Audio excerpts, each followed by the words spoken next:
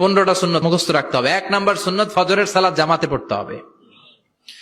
2 নামাজ মুনাফিকদের কাছে সবচেয়ে কঠিন, একটা হচ্ছে ফজরের নামাজ আর একটা এশার নামাজ। 2 নাম্বার সুন্নাহ হচ্ছে আসওয়াক, মেসওয়াক করা। মাতফারাতুন লিল ফাম মারদাতুন লিররাব, মেসওয়াক করলে দাঁত পরিষ্কার থাকে, আল্লাহ খুশি হয়ে যায়। বিশ্বনবী বলেছেন যদি আমার উম্মতের জন্য কষ্ট না হতো প্রত্যেক নামাজের আগে মেসওয়াক করা আমি ফরজ করে দিতাম। সুবহানাল্লাহ। মেসওয়াক ছিল বিশ্বনবীর জীবনে শেষ আমল। এই মেসওয়াক করে বিশ্বনবী শেষ নিঃশ্বাস ত্যাগ করেছেন। বিশ্বনবী বলতেন নি'মা সিওয়াকিয়াজ যাইতুন ফাইন্নাহু সিওয়াকি ওয়া সিওয়াকুল আমবিয়া মিন ক্বাবলি। যাইতুনের ডালের মেসওয়াক কতই না ভালো, কারণ এটা দিয়ে আমিও মেসওয়াক করি, আমার আগে সব নবীরাই যাইতুনের ডাল দিয়ে মেসওয়াক করেছে। সুবহানাল্লাহ। 3 নাম্বার হচ্ছে দুহুন, তেল মালিশ করবেন। বিশ্বনবী যাইতুনের তেল চুলে আর গায়ে দিতেন। বিশ্বনবী বলতেন ওয়াদাহিনু ফাইন্না ফিত তাদহিনি বারাকাত, তেল খাও, তেল দাও, তেল মালিশ করো, তেলের ভেতরে আল্লাহ বরকত ঢুকাইয়া দিছে। সুবহানাল্লাহ। 4 নম্বরে আত্তিব, জুমার দিনে সুগন্ধি লাগিয়ে যাওয়া সুন্নাত। বিশ্বনবী বলতেন এই দুনিয়ার 3টা জিনিস আমার কাছে সবচাইতে প্রিয়। হুব্বিবা ইলাইয়া মিন দুনিয়াকুম সালাস, 1 হচ্ছে আন-নিসা, নারীদেরকে আমি পছন্দ করি। 2 হচ্ছে আত্তিব, সুগন্ধি লাগাতে আমি পছন্দ করি। বিশ্বনবীর কেউ সুগন্ধি হাদিয়া দিছে, বিশ্বনবী নেয় নাই, এরকম কোন ঘটনা ঘটে নাই। আল্লাহু আকবার। আবার বিশ্বনবী বলতেন আরবাউন মিন সুনানিল মুরসালিন, 4টা সুন্নাত সব নবীদের সুন্নাত। 1 নম্বরে আল হায়া মানে লজ্জা। আরেক বর্ণনা এসেছে আল খিতান মানে সুন্নাতে খাতনা, এটা সব নবীদের ছিল। আর সেওয়াক, সব নবীরা মেসওয়াক করেছেন। আত্তিব, সব নবীরা আতর লাগিয়েছেন। আর নিকাহ, সব নবীরা বিয়েও করেছেন। চিল্লায় পড়েন আল্লাহু আকবার। আর লিবাস আহসানা সিয়াব, সুন্দর জামা পড়া। নট নেসেসারি যে নতুন জামা হতে হবে, পুরাতন জামাও ধুয়ে আয়রন করে পড়লে একটা সৌন্দর্য আছে না নাই? ইন্নাল্লাহা জামিল ওয়া ইউহিব্বুল জামাল, আল্লাহ নিজে সুন্দর, সৌন্দর্যকে আল্লাহ পছন্দ করেন। এরপরে ইকসারুস সালাহ আলান নবী, বিশ্বনবীর উপর বেশি বেশি দুরূদ পড়া।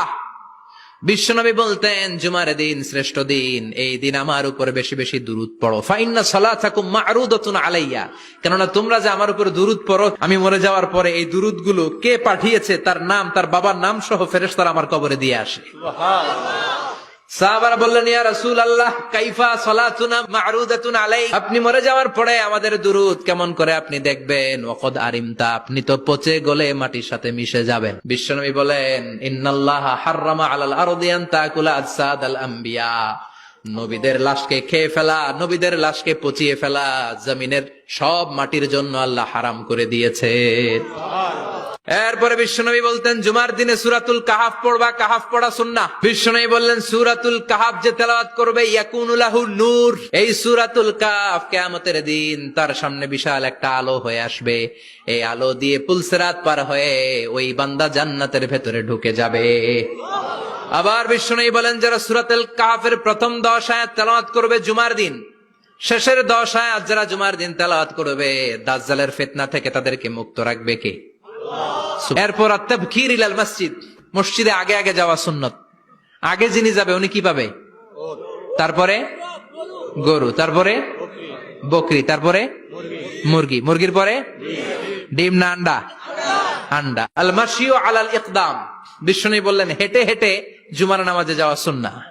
প্রতি কদমে কদমে আমলনামায় সওয়াব দিয়ে দিবে কে? এরপরে বিশ্বনবী বললেন আদামু তাখাত্তি রিকাবান নাস, মানুষের ঘাড় ডিঙ্গিয়ে সামনে না যাওয়া সুন্নাহ। অনেকে জুমার দিন আসে সবার শেষে বসতে চায় সামনে, এরকম ডাকাইত আছে না নাই?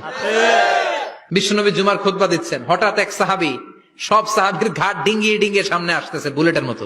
বিশ্বনবী বললেন থামো, এজেলেস বসো মিয়া, ফাকাদ আযাইতা ওয়া আনাইতা, আসছো দেরি করে আবার মুসল্লিদেরকে কষ্ট দিচ্ছ।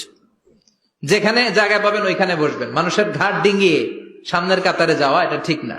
এরপরে বিশ্বনবী বললেন দুখুলুল মসজিদে রাকাতাইন, জুমার নামাজের দিন মসজিদে ঢোকার পরে 2 রাকাত পড়া সুন্নত। কয় রাকাত? 2 রাকাত। এরপরে বিশ্বনবী বললেন ইনসাত, চুপ থেকে খুতবা শুনবা। তাহলে জুমার নামাজে কথা বলা যাবে না, কেউ কথা বললে চুপ করো, এই কথাটাও বলতে বিশ্বনবী নিষেধ করেছেন। চিল্লায় বলেন ঠিক কিনা? এরপরে মজার একটা কথা বিশ্বনবী বলেছেন জুমার নামাজ পড়তে যে যদি কারো ঘুম আসে জায়গা চেঞ্জ করে বসো। পুরো মসজিদের ডানে বায়ে রহমতে ঠাসা, খালি ঘুম আর ঘুম, আছে না নাই? ঘুম আসলে কি করবেন? উঠে যাবেন, উঠে জায়গা চেঞ্জ করবেন, পানির ঝাপটা দিবেন, ঘুম দূর করে দিবে কে? তারপরে বিশ্বনবী বললেন জুমার দিন দোয়া করলে কবুল হয়। এটা কখন? অনেক ইখতিলাফ আছে, বেশিরভাগ মুহাদ্দিসিন বলেছেন জুমার দিন আসরের নামাজের পর থেকে মাগরিবের আগ পর্যন্ত, বিশেষ করে মাগরিবের আগের আধা ঘন্টা, এই সময় আল্লাহর কাছে বান্দা যদি কিছু চায় এই দোয়া আল্লাহ ফিরিয়ে দেয় না। এই 15টা সুন্নাত আমল করা যাবে তো? সবাই রাজি?